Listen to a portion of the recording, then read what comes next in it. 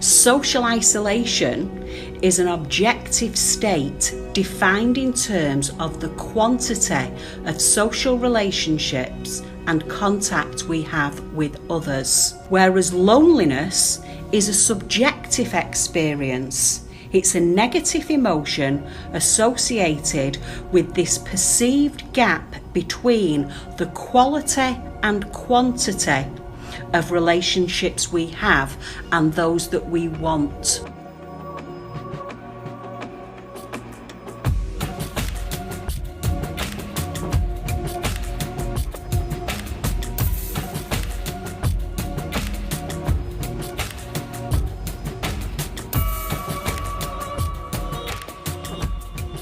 We've got, I think, 16 or 17 multi-storey blocks across One Manchester areas, recently refurbished and wind and watertight and fabulous dwellings in terms of places to live, but we have a lot of people who live in them because of their design and because they are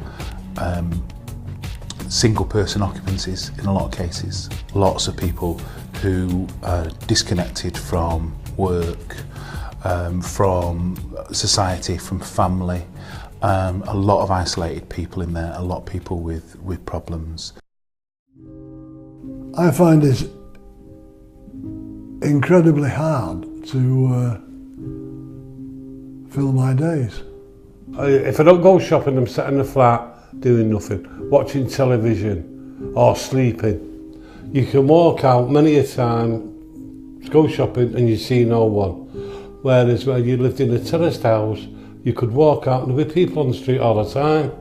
Growing up, I knew all my neighbours, their kids, their names.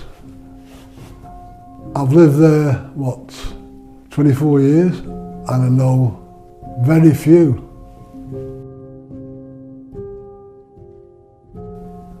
I just get like nervous and fears, like thoughts, things like that with me.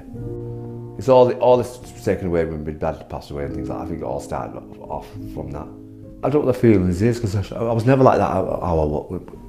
You know, I'm just getting like scared, frightening myself all the time. At times things. My role at One Manchester is group culture lead, and it's my job to try and use culture to engage people in activities that will contribute to their well-being.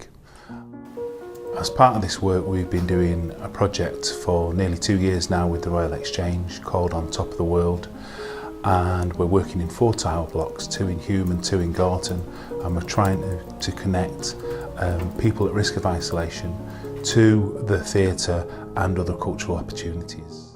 We discovered when we first began to implement the project that people were completely disconnected from their own community and services, living in complete isolation with no support networks. And we're working with them on a weekly basis, and over the period of a year of sort of quite intense work, we've got them to the point where they're devising and taking part in performances. The relationship building and breaking through some of the barriers to engagement has definitely seen an increase in neighbourliness and community. This project has definitely delivered on that. People have expressed all the time that they're feeling much more connected. They're now saying hello to each other. They feel a part of something, and it's given them a fresh sense of purpose in some respects. I mean, I think laughter is one of the best medicines that you can have, and I think this group itself is actually bringing that out. I love acting. Someone said to me, "Why don't you try going in there? You never know, you might get to meet some nice people," which I have. I just feel like a different person. I quite enjoy it, yeah. I mean, I think you've got to go to experience it and catch the bug, you know.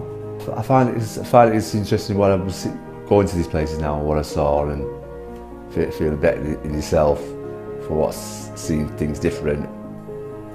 You're making me personally, you're making me feel that I'm known and not just a number.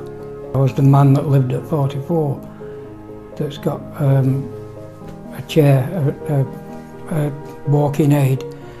Now they know me as Roy.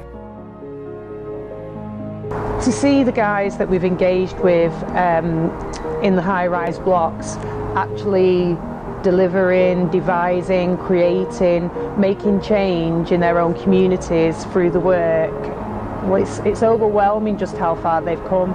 Everybody involved in the project, including the residents, the housing provider, One Manchester, the theatre, have worked really, really hard to make this project a reality. I can see the monastery. It's a fine old building. Can you hear me from up here? Can you hear me from up here?